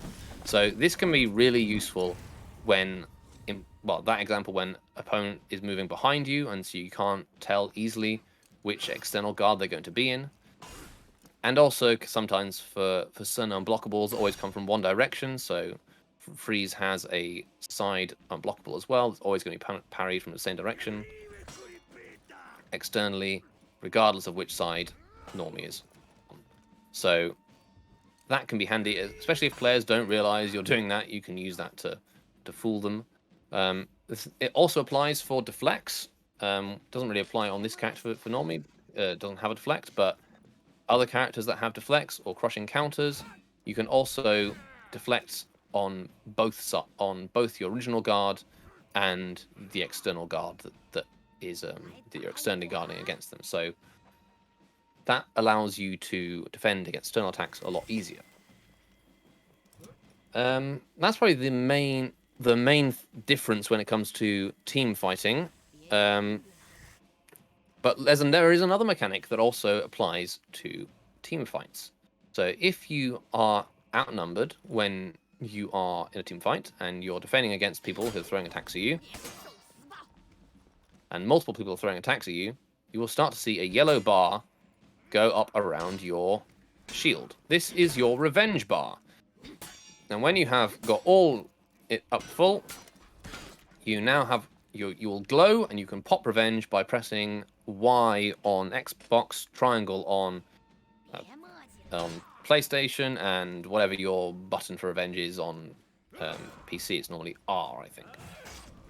As you can see, when you pop revenge, your opponents will be knocked to the ground if they are attacking you. You have a yellow shield, and your attacks do more damage, because Normie's attack there, he did 42 damage on me. Normally, if he throws it, it will do 32 damage. So quite a significant damage boost. It's basically a comeback mechanic, and you will want to make use of that when you are when you are being ganked or when you're in an outnumbered situation. However, often the most dangerous part about having revenge is the fact that you have it rather than actually using it. So if we give Normie revenge, he will have, when he's glowing yellow. Now, if we attack him, we know that he can pop revenge, and he can knock us to the ground by throwing an attack. So we have to be a lot more careful when we're attacking him. This is something called holding revenge, and essentially it allows Normie to attack us with a lot more impunity, because if he throws an attack that I can parry, and I try and punish his parry, gone. Then he can pop revenge. Oh, not like that, but now it's a. But we'll demonstrate again. Something when you're in revenge, your parries will act as if your opponent is out of stamina and will knock them down. So you really do not want to attack someone who is glowing yellow with a big shield on him. First off, doesn't really matter how much you damage him unless you do more than 100 damage in the time that his shield is up. He's going to still. You're not going to actually do any damage to him. You won't kill him unless you remove the revenge shield entirely. And of course, he can parry you and knock you down, and he does more damage. So a lot of the time, a lot of things you'll do when your opponent has revenge is just run away, give them space to throw attacks at you and defend. Best time. So that means in some ways the best time to attack as somebody who's got revenge is when you're holding revenge, ready to use it. So how do you gain revenge? Well, we just saw that it was when two people are attacking you at once. Actually, can you see this from? No, you can't really see this from your perspective, unfortunately. But the way that the game knows that you've got revenge, that you're going to be building revenge, is a system can just called... attack one of us, and then we should be glowing, right? Oh no, we shouldn't. Nah, because he won't. As you can see, even though Normie's in a 2v2, a 1v2, he's not getting revenge until Freeze did a guard break. And this is called a system called tags. Now that Freeze hasn't attacked him for a while, I can bash him as much as I want, or attack him as much as I want, and he's not going to be building any revenge. So basically, the game knows that you've got revenge, that you are building revenge based on the number of people who attacked you recently. And this is called revenge tags, and they last 5 seconds per opponent. And you have to have fewer of them than your opponents do, otherwise you won't gain revenge. The way you can see this, I mean, you can't really see this unfortunately in this mode because there's only 2 of us. There's the little yellow thing around the little sort of grey outline around your shield, which fills up with yellow, will flash grey when the opponent is able to gain revenge from your attacks, which means they have enough tags on them to gain revenge. So when you're ganking an opponent, if you're being no, I guess I'm moving on to that ganking basically. You don't want to give your opponent revenge. You want to be able to kill them without giving them revenge. And a way to do that is by essentially have one person attack and have the other person just sit there throwing indicators around, making it really hard for them to defend properly. So if Freeze starts throwing indicators but not actually attacking Normie, as you can see, he only gained revenge just at the very end, but Freeze was making it difficult for him to defend properly because there are more indicators, and then of course he still always has the threat, even that Freeze can actually attack him when the time is right. So that is probably one of the when you are picking up the game to start off with, the first things we will do is you'll think, okay, well, we've outnumbered him, we'll just fucking throw attacks all we can. Problem is that A, they can guard you externally,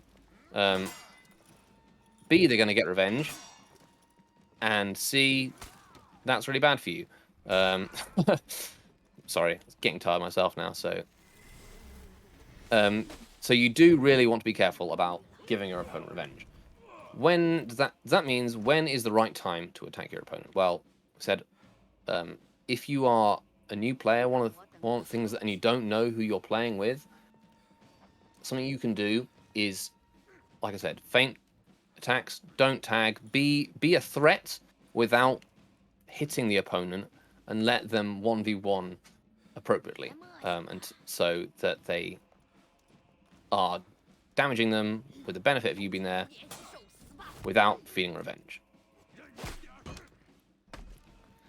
Right, what's the next thing? Okay.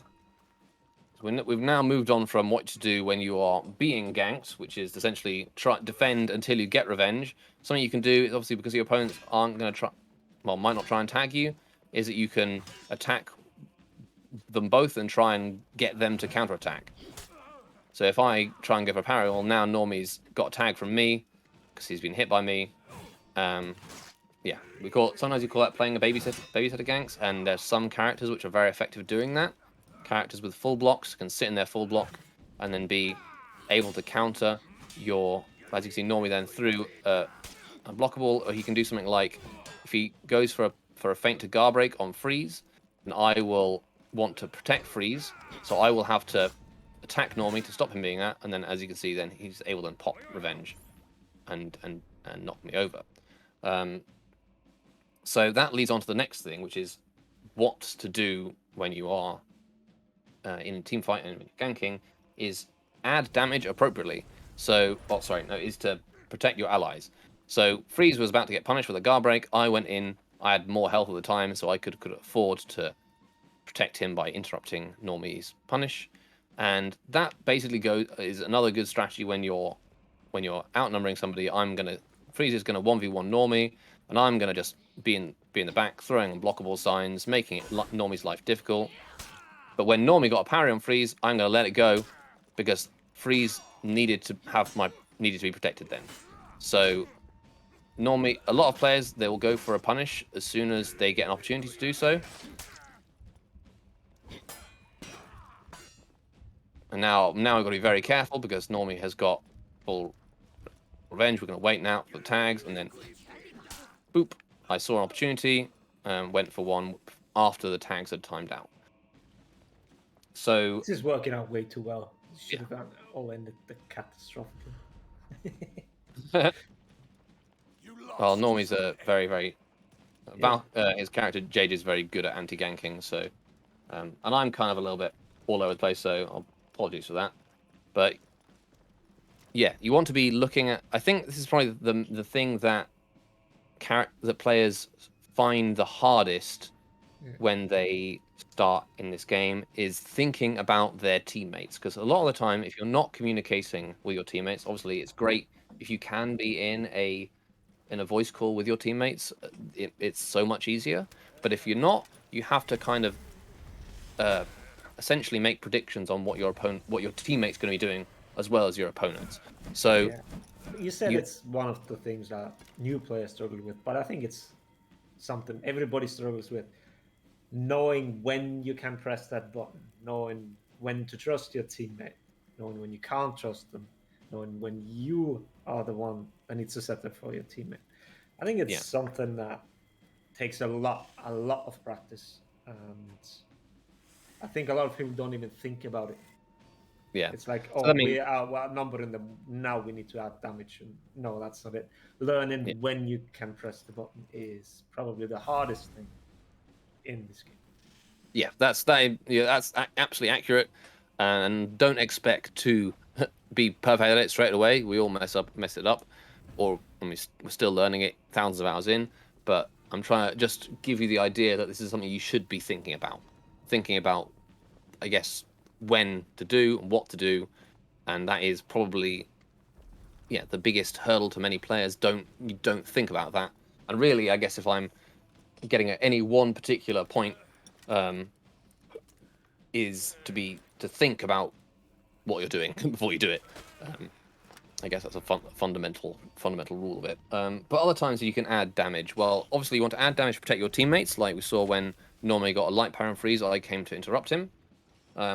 Sometimes you can a good time to add damage is when your ally has got an opportunity to attack. So we've been doing the same indicator ganking.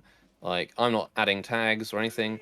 Freeze managed to get a guard break. He throws a heavy, and then I mistime my heavy and don't manage to land it on him. So let's There we go. I successfully landed damage. I saw Freeze got a guard break, and then I landed damage, which was guaranteed. So it's always going to be good damage to do. Like that. I think that's another thing to do when you want to throw attacks when you know they're going to do damage. They'll feed revenge when they do it, but it's better to feed revenge for an attack that lands than an attack that is defended against, because it doesn't matter if he gets hit by the attack or if he defends against it. It's going to feed the same amount of revenge. So, or almost the same amount of revenge. So yes, add damage when appropriate. So when your ally gets a punish, you can add damage on that. I guess the last thing we can try and talk about, this is very difficult for new players, but it is to confirm teammate damage. So again, I'm in the state with Freeze's 1v1ing Normie. Instead of waiting for him to get a punish, he's going to let his unblockable fly, and then I am going to do something to Normie so that the unblockable is going to land, which will either be light attacking in a different guard, or it will be guard breaking in order to confirm the unblockable. So I'll try that one. We can just show it from the GB again. I Yeah, get a I'll GB, you throw 2 heavies. Okay? Okay, yeah. Like There we that. go. So that is a classic confirm gank. Freeze saw that I was going to throw my second heavy, threw a guard break in time, would stop Normie from being able to parry, stop him, but wouldn't do damage that would also allow my unblockable to hit.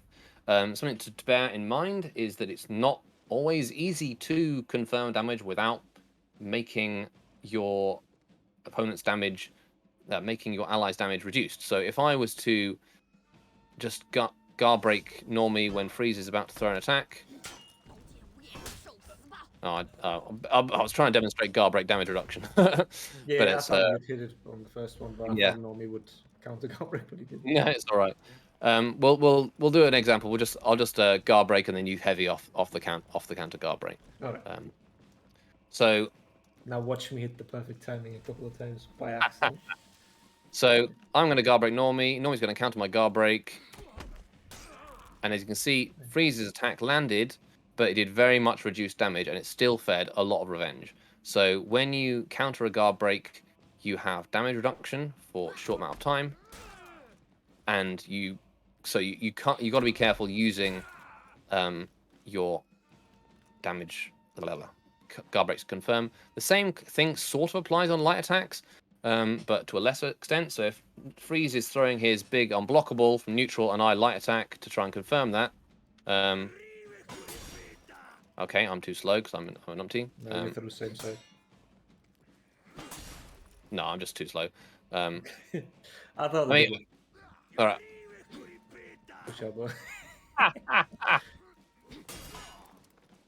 Oh my god. Okay, normally don't parry the light. There we go. Oh well, I hit him with it. Blocked. Yeah. Throw a top one.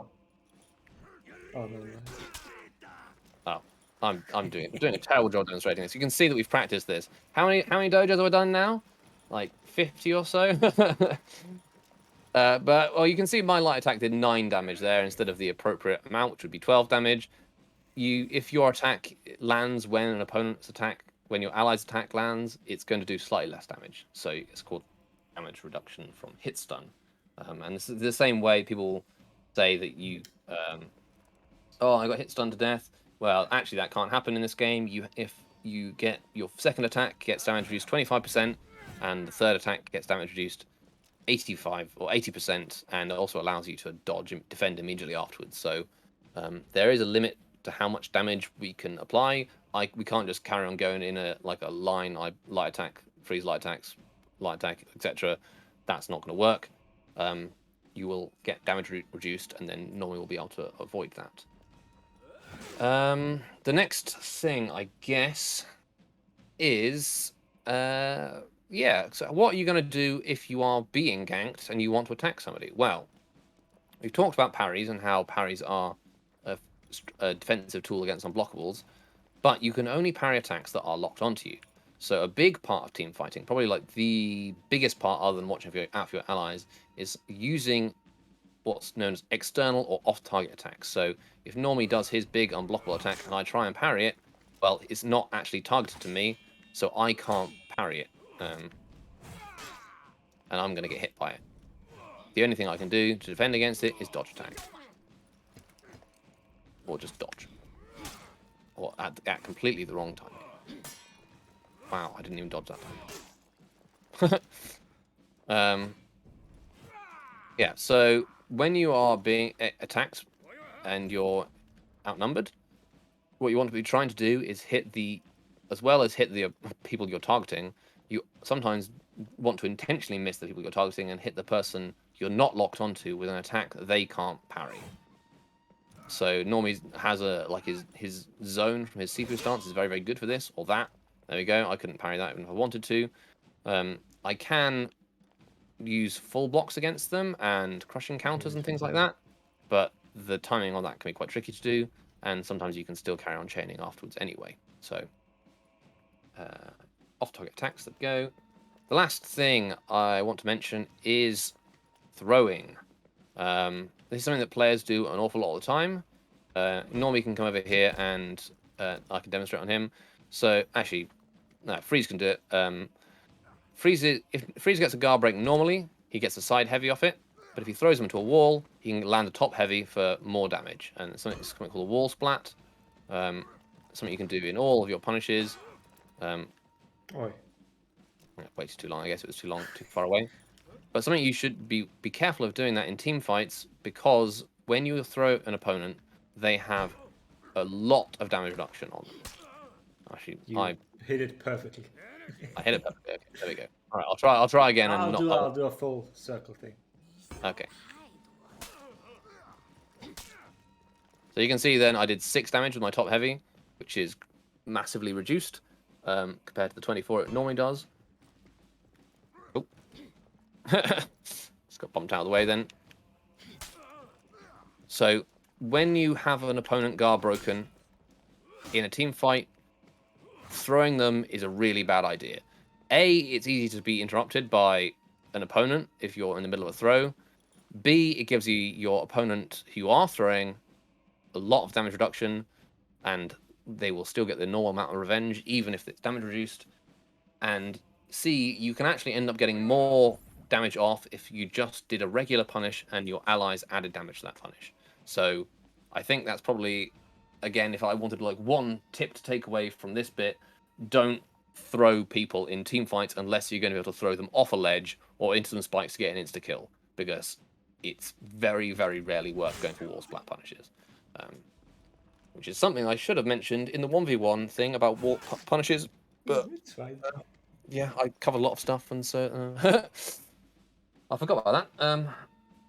All right, I think that's really actually I've gone over the whole team mode basic stuff I wanted to. Obviously, team modes are, the actual combat team fighting basics. Obviously, team modes themselves are much more complicated and have other concepts to go into. As you can see, Normie is popping all of the things on his bar, which are something you only get in particular team modes. And the rest of us also have these feats as well. Was that visual trigger? You saw Fury immediately pops out. Yeah. So feats are part of the team modes, which we can get into next. But I think if we have some time next, what should we do? I think you should just let them fight in team modes, and then next time we're gonna pick it up again and talk about some exactly. So let's go and looks like Blitz is having has got a scrim going on or something. So let's spectate that, and we can comment a little bit on the team fights that are going on there, and we can talk a little about what kind of things we're doing. They might actually be doing elim. I don't know if they were talking about doing elimination earlier. Sorry, I couldn't hear that. I said they might be doing elim. I'm not sure. Okay. Well, we'll watch them anyway. If they're playing, we can talk a little about that. We'll talk about the we'll do a sort of a the last bit of this is about the minion and team modes and the rule and tactics used in team modes, game sense, and that kind of stuff. But we can talk about that another time because we've been going on for quite a long time, and I've, as you can probably tell, my brain's stopped working some minutes ago. So we'll just instead we'll comment on these things. What was it that I just heard that in chat? Somebody asked something. Now I've lost it. No, wrong window. What about throwing someone into somebody else when you're being ganked? Yes, that can be a good idea to do if you want to throw somebody into. Oh, actually, they're only playing with 3 of them there. Maybe they're. I don't know what's going on there. Maybe they're doing scrims with 3v4 scrims. Oh, okay, they were playing elimination. Oh, that's why. I'll jump in there and I'll get them to do some team fights or something. Okay. Oh, perfect. No, Normie's 2 steps ahead of me. Well done, Normie. Okay, so what about throwing somebody who is being ganked 5 steps ahead is what he said. Yeah. Oh, God. That's a long time. Got 5 steps ahead. So you can throw somebody into somebody else when you are being ganked. That can be a good way to get extra damage without them interrupting you. It can be risky, though, because obviously when you're throwing somebody, you can be interrupted and can take a lot of damage, and you yourself don't have damage reduction, so they can hit you with the big heavy, and that can be, well, you can take a lot of damage doing that. A nice trick for throwing people into somebody else is to grab the one person, target switch to the other guy, and then press forward and throw at the same time, and you will always then throw directly at the other person you've targeted because it counts as a forward throw onto them. Something I guess I forgot to mention is when you're in revenge, your throws can knock people to the ground, but your throws can be interrupted by an opponent who bashes you. You have super armor during your revenge, except on your throws when you only have hyper armor, and hyper armor attacks can be interrupted by bashes. Once again, I'm like covering things that I definitely should have mentioned in the earlier parts, but oh well. If there were better people at doing educational stuff, well, they would make short form videos like Freeze does instead of blabbering for hours like me. So, yeah. Alright, we are waiting for a 4v4 match to be set up, and then we're going to spectate it, and then we will talk a little about the team fight things that they are doing. We're going to just try and focus on like the micro gameplay, just the team fight things. And yeah. Who's dropped out?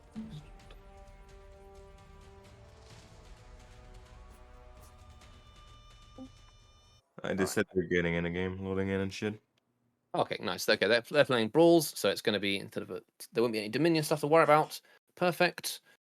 Thanks, guys. All right, great. Okay. It's okay. We've got the characters we have at the moment. We have Pirate. Blitz is playing Pirate. MK is playing Shinobi. Red Hot Challenge is playing Conqueror again, and Clip Easy is playing Raider. So,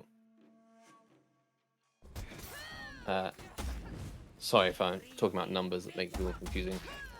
Right. We've seen the first round. We will. Look, the stream's a little bit choppy for me, so it's fine. Round 2. We'll head into round 2, and we'll see here that the Conqueror, the Raider here is targeting Blitz, or the Conqueror behind him. We're seeing. Oh, this is really hard to follow. Actually, this stream is very choppy on my end on Discord. I'll just watch on the Twitch stream and commentate slightly behind. All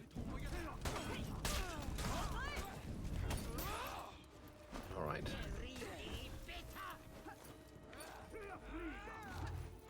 So what we're seeing here is they are trying to cover each other to allow them to get their mix-ups off, and that's something we refer to as peel.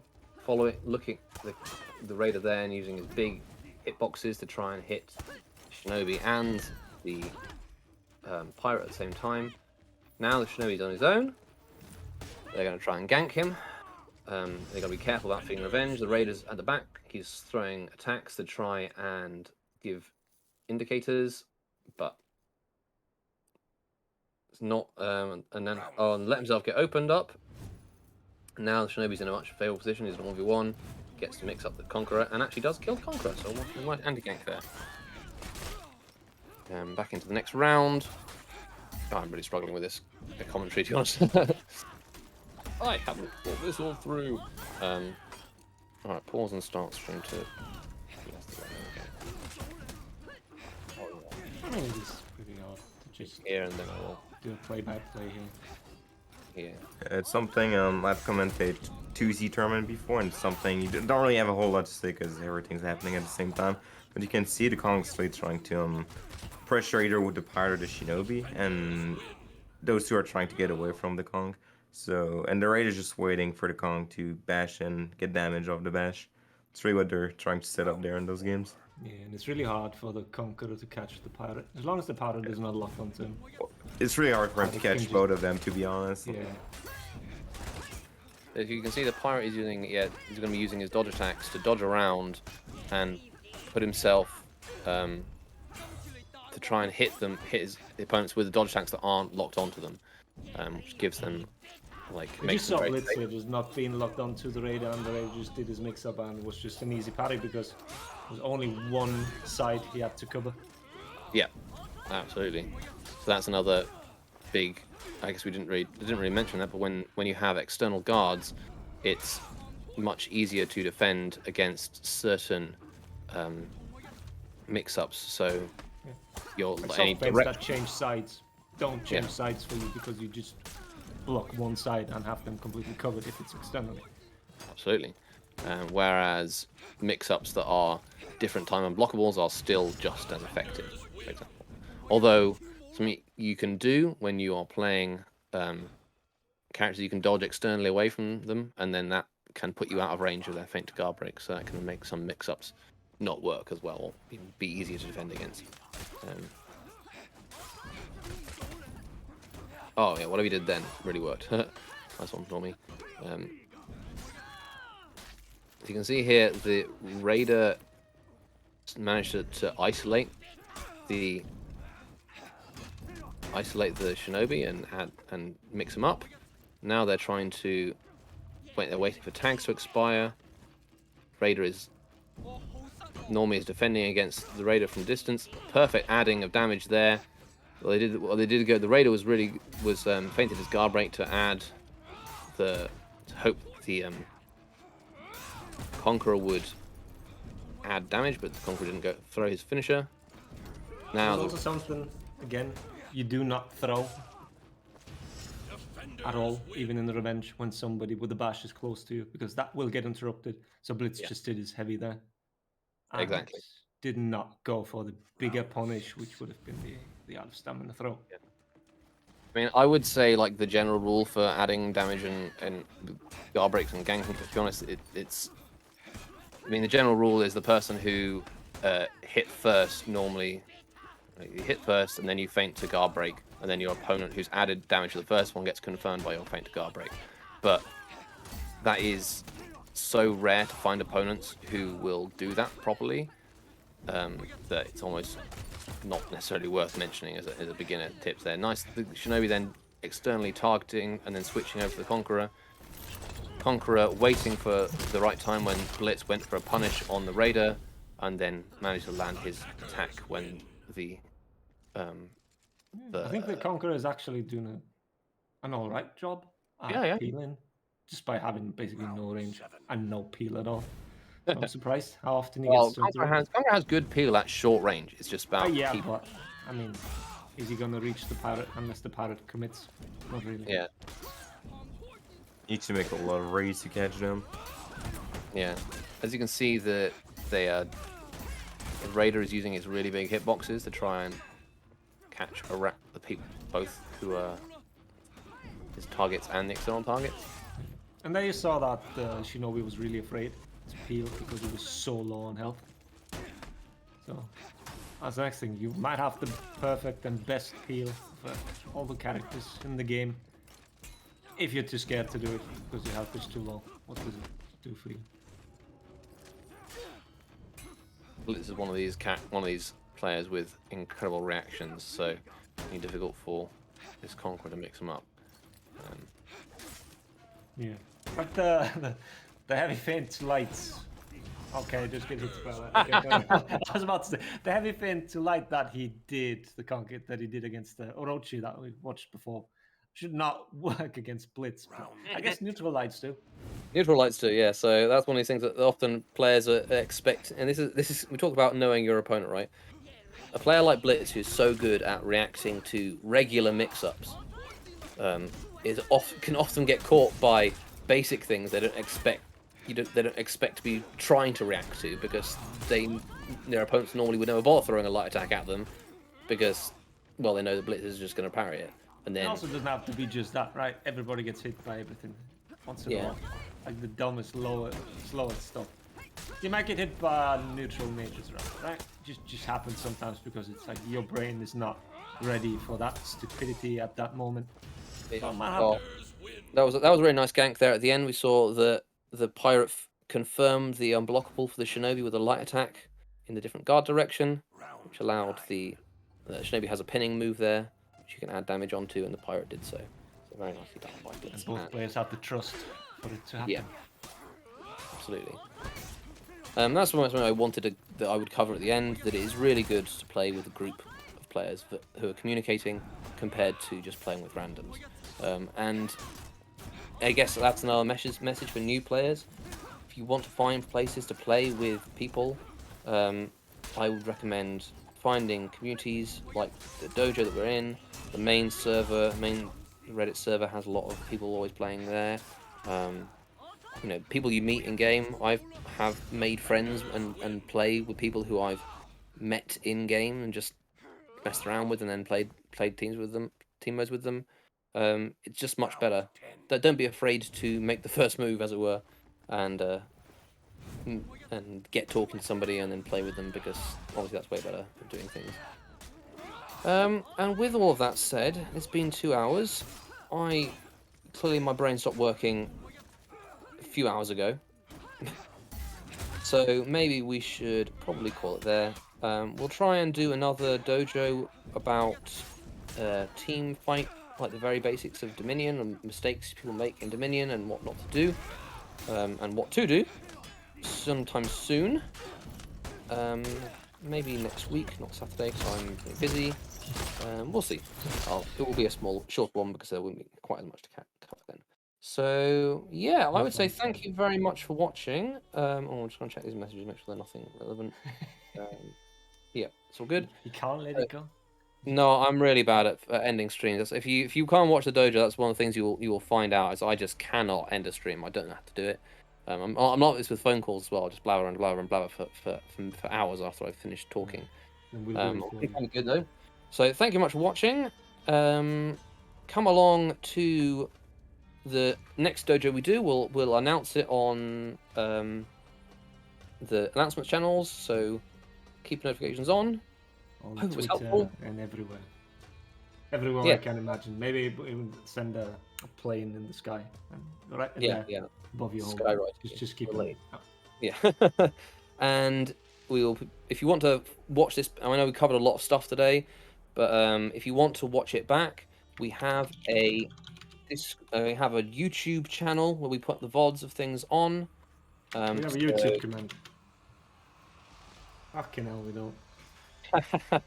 There we go, I posted there. So we have a YouTube channel which you can watch the VODs of this session and all the other ones we've done, if you want to reference them or watch them again. So yeah, thank you very much. Thank you, Freeze, and big thank you to Normie for streaming and coming at especially short notice. Thanks to Jones and Rippy for helping, and for everybody who joined in. Have a great night. Go. Bye. Bye-bye.